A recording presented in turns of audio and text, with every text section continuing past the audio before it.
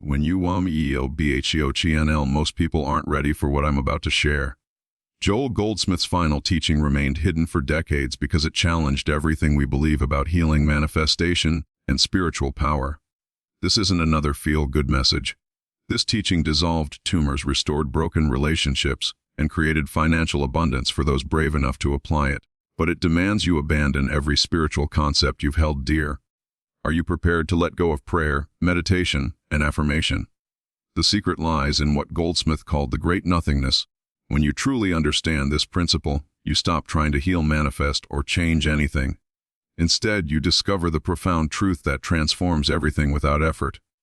But I warn you, once you see this truth, there's no going back to struggling with problems. Your entire relationship with life will shift forever.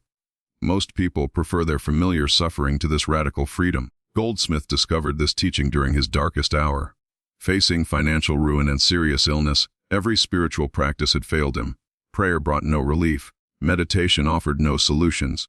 He was ready to abandon his spiritual path entirely. Then something extraordinary happened.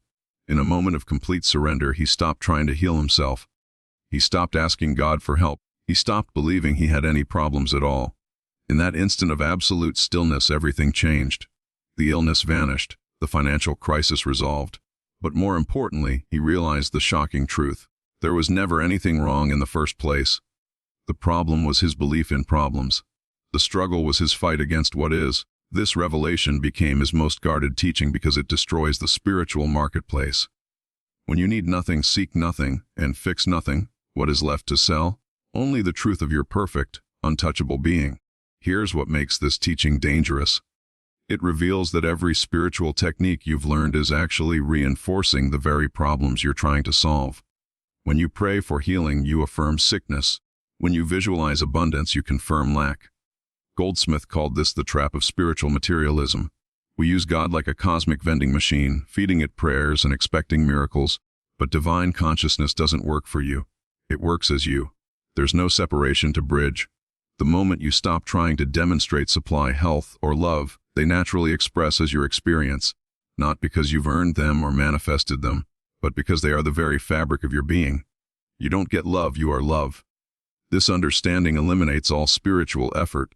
No more techniques, no more struggling, no more waiting for results. Just the recognition of what you already are, perfect, whole, and lacking nothing whatsoever. The great nothingness isn't emptiness, it's the absence of all human concepts about God, life, and yourself.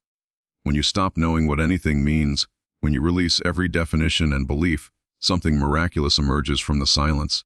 Goldsmith taught that in this space of unknowing, divine intelligence operates freely. Without your mental interference, life organizes itself perfectly.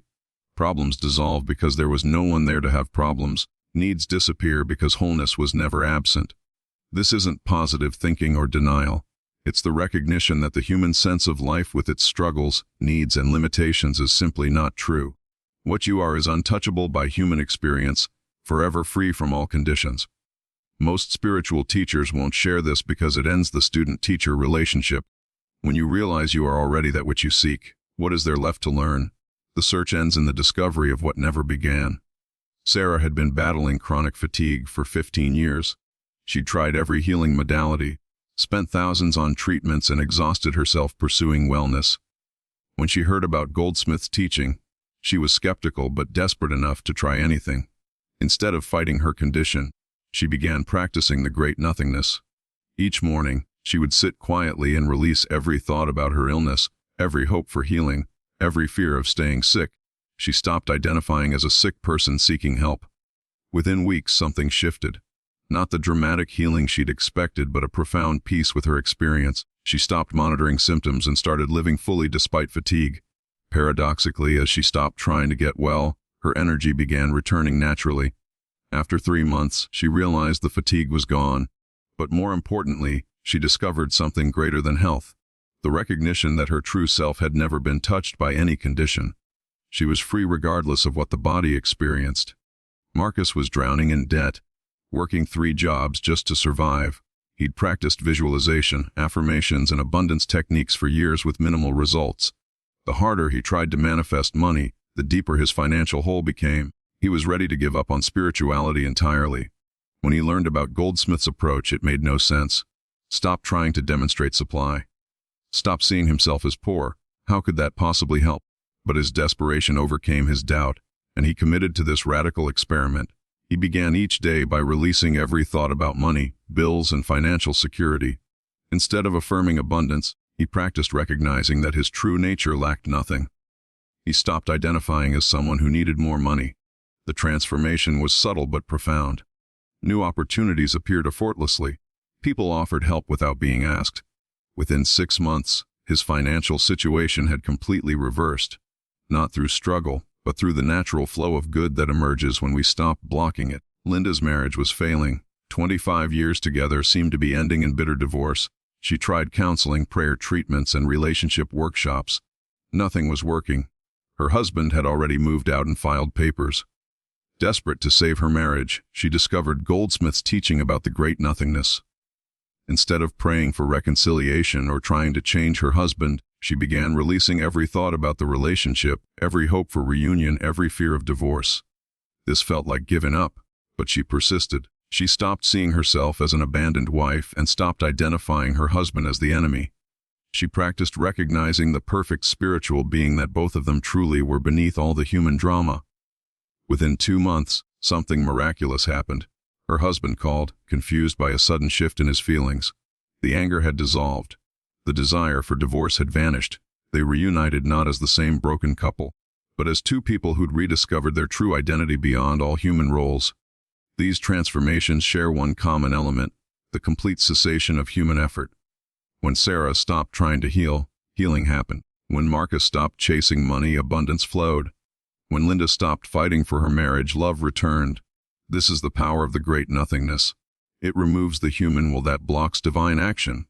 Your struggling, seeking, and striving actually prevent the very experiences you desire. Divine consciousness can only operate in the absence of human interference. The moment you stop trying to be spiritual, you discover you already are. The moment you stop seeking God, you realize God is seeking through you. This teaching is dangerous because it destroys the entire spiritual industry built on human effort and divine separation. If these transformation stories inspire you, like this video to help others find these teachings, subscribe for more Joel Goldsmith wisdom and comment. What healing journey resonated most with you? Beyond the great nothingness lies what Goldsmith called divine indifference. This isn't cold detachment, but the recognition that your true self remains untouched by any human experience, positive or negative. You become indifferent to both problems and demonstrations. This divine indifference eliminates the emotional roller coaster of spiritual seeking. No more celebrating healings or mourning failures. No more feeling blessed when things go well or punished when they don't. You rest in the unchanging awareness that observes all experiences without being affected. When you achieve this state, miracles become natural. Not because you've earned them or deserved them, but because divine consciousness expresses itself freely without the interference of human desire or fear.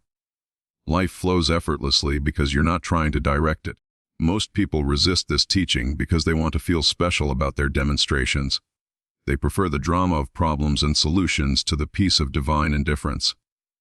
But true freedom lies in needing nothing, wanting nothing, and being satisfied with what is. Goldsmith taught that consciousness is the only power but not personal consciousness. Divine consciousness expressing as individual awareness. When you stop trying to use your mind to change conditions, divine mind operates through you automatically. This principle revolutionizes prayer. Instead of asking God to change circumstances, you rest in the recognition that perfect consciousness is already expressing itself as your experience. There's nothing to fix because consciousness doesn't make mistakes. Every seeming problem is actually consciousness appearing in a form you don't recognize or approve of. The same divine intelligence that grows flowers and moves planets is orchestrating your life perfectly.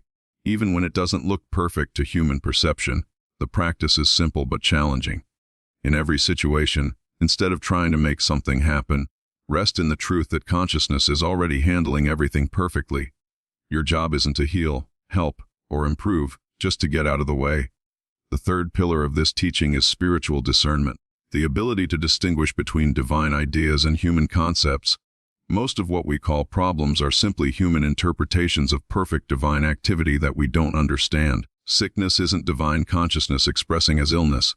It's human consciousness misinterpreting divine activity as disease. Lack isn't God withholding good. It's human perception failing to recognize the abundance that's always present. When you develop spiritual discernment, you stop reacting to appearances and start recognizing the divine reality behind every experience. A financial loss becomes redirection toward greater good. An illness becomes an opportunity to discover your untouchable spiritual nature. This doesn't mean denying human experience or pretending problems don't exist. It means seeing through the human appearance to the divine reality that's actually taking place. Every challenge becomes a doorway to deeper spiritual understanding. The final technique Goldsmith shared was conscious union, the practice of recognizing your oneness with infinite consciousness in every moment. This isn't a meditation technique or visualization. It's a way of living from spiritual identity instead of human personality. Throughout your day, instead of identifying as a person having experiences, you recognize yourself as consciousness itself, expressing as individual awareness. You're not someone who has consciousness. You are consciousness appearing as someone. This shift in identity transforms everything. Problems can't exist because consciousness doesn't have problems. Needs disappear because consciousness lacks nothing. Fear vanishes because consciousness cannot be threatened by anything it creates. The practice is moment recognition. I am not Sarah who is tired. I am consciousness expressing as perfect energy. I am not Marcus who needs money. I am consciousness expressing as infinite supply. I am not Linda seeking love. I am love itself. But let's address the elephant in the room. What happens when this teaching doesn't seem to work? When you practice the great nothingness and problems persist? When divine indifference feels like spiritual bypassing? When conscious union seems like self-deception? Goldsmith was honest about this challenge. The human mind is deeply conditioned to believe in separation, problems, and solutions. Years or decades of spiritual materialism don't disappear overnight. The ego will fight this teaching because it threatens its very existence. The key is persistence without attachment to results. You practice these principles not to get anything but because they reveal what you already are. Some days will feel like profound breakthroughs. Others will feel like complete failure. Both are equally perfect expressions of consciousness. Remember, you're not trying to become spiritual. You're recognizing the spirituality that was never absent. This recognition sometimes feels clear and sometimes feels clouded, but the truth of your being remains unchanged regardless of how you feel about it. Another common obstacle is the fear of losing motivation. If you stop trying to improve your life, won't everything fall apart? If you become indifferent to outcomes, won't you become passive and irresponsible? This fear reveals a fundamental misunderstanding. Divine consciousness is infinitely more intelligent and effective than human effort. When you stop trying to control life, life begins operating at a level of perfection impossible for the human mind to achieve. You don't become passive. You become available for divine action. Instead of forcing solutions based on limited human understanding, you allow infinite intelligence to work through you with perfect timing and wisdom. The ego equates effort with effectiveness. But divine consciousness accomplishes more through one moment of true surrender than years of human struggle. This isn't laziness.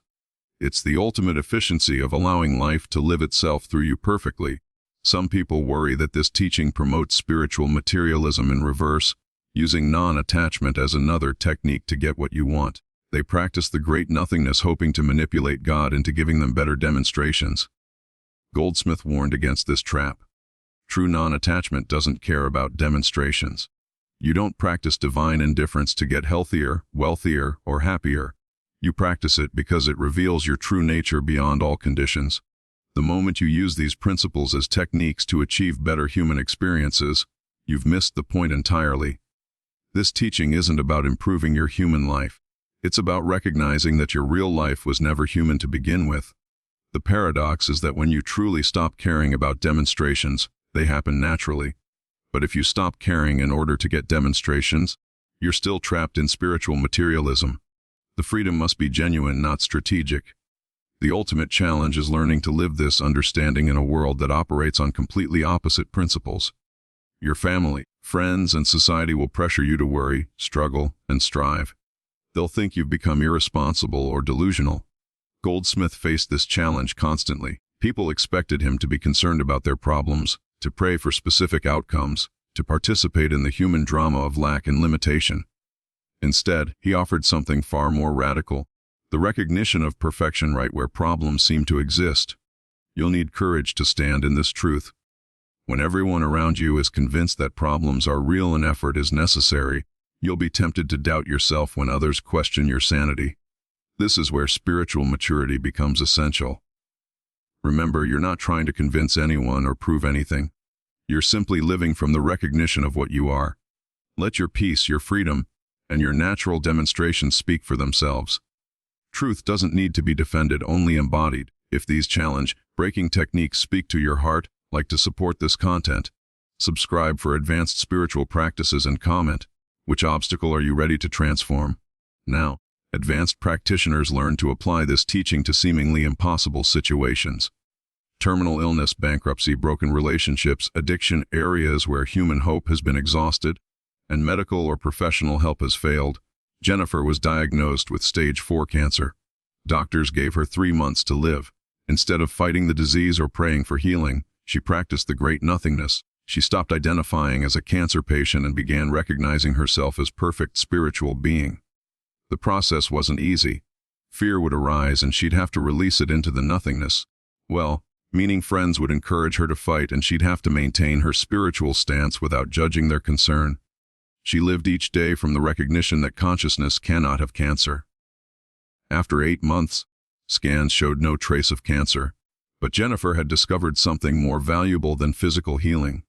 The absolute conviction that her true identity was untouchable by any condition. She'd found freedom beyond all circumstances. David had been addicted to alcohol for 20 years. Multiple rehab attempts had failed. His family had given up. His career was destroyed, and he was living on the streets. Traditional recovery methods focused on fighting addiction. But this approach had only strengthened his sense of being an addict. When he learned Goldsmith's teaching, something clicked. Instead of seeing himself as an addict trying to get sober, he began practicing the recognition that consciousness cannot be addicted to anything. His true self had never touched alcohol because spirit has no material experience. The craving didn't disappear immediately, but his relationship to it transformed. Instead of fighting urges or feeling guilty about them, he recognized them as thoughts arising in consciousness. Not as thoughts, not as urges, just temporary appearances in awareness. Over time, the compulsion simply faded, not through willpower or 12-step programs, but through the recognition that the person who drank never actually existed. Only consciousness exists, appearing as David, forever free from all material dependencies. Patricia's business was failing during the economic crisis. Clients were disappearing, bills were mounting, and bankruptcy seemed inevitable. Traditional business advice focused on marketing harder, cutting costs, and finding new revenue streams, all forms of human effort based on the belief that she needed to save her business. Instead, she applied Goldsmith's teaching to her professional life. She stopped seeing herself as a struggling businesswoman and began recognizing herself as consciousness expressing as perfect supply. She released every thought about saving, improving, or growing her business. This felt irresponsible at first. Shouldn't she be working harder to find solutions? But she persisted in practicing divine indifference to business outcomes, while continuing to show up and serve with love without attachment to results. Within months, new opportunities appeared effortlessly. Clients returned with larger projects. New partnerships formed naturally. Her business not only survived but thrived, demonstrating that divine intelligence is far more effective than human planning when allowed to operate freely. The most advanced application of this teaching involves relationships and family dynamics. Robert's adult son had been estranged for 5 years following a bitter argument.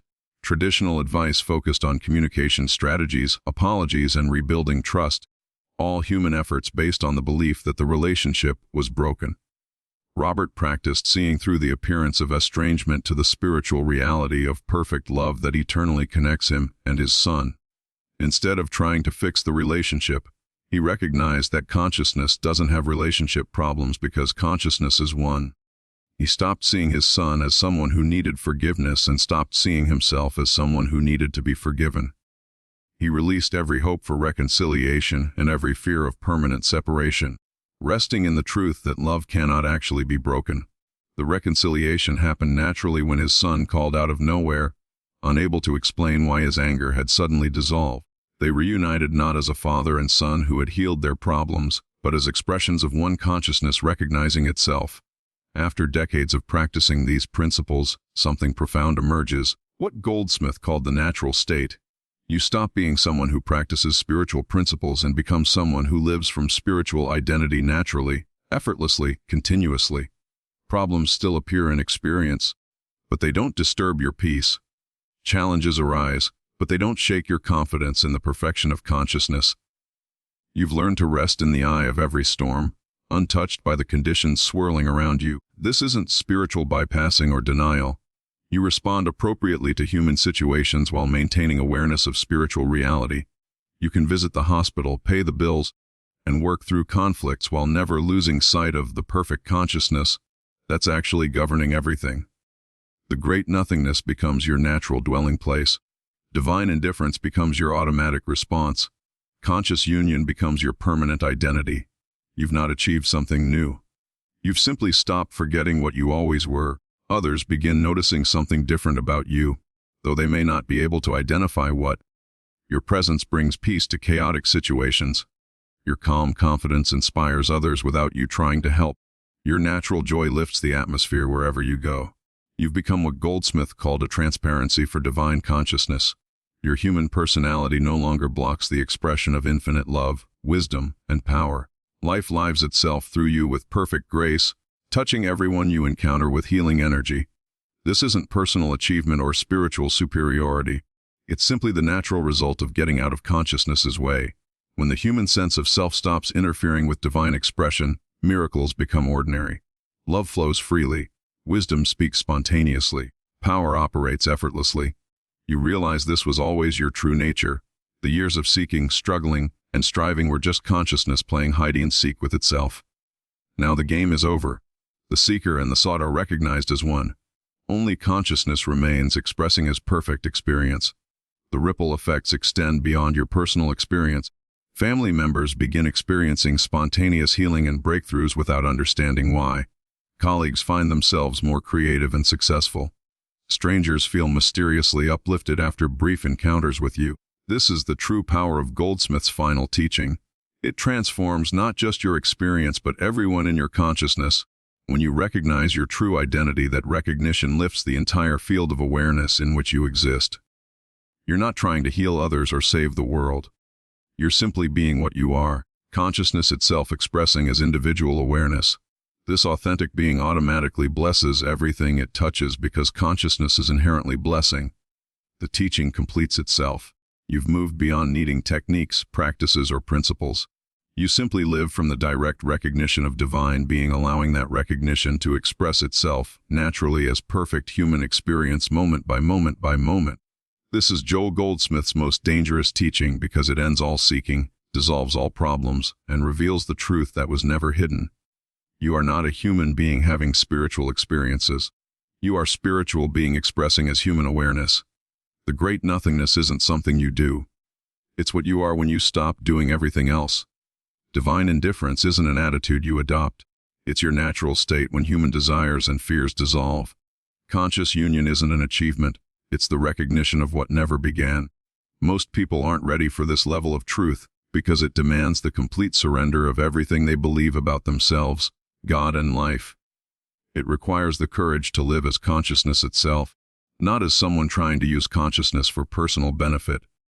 But for those ready to receive it, this teaching offers the ultimate freedom, liberation from every form of human suffering through the simple recognition of what you have always been, perfect, eternal, untouchable, divine being, expressing as your individual experience right now. If your spiritual understanding expanded through these Joel Goldsmith secrets, like this video, subscribe for more transformative teachings, and comment "I am transformed" to confirm your new path. Subiu Escrubi Far Mar.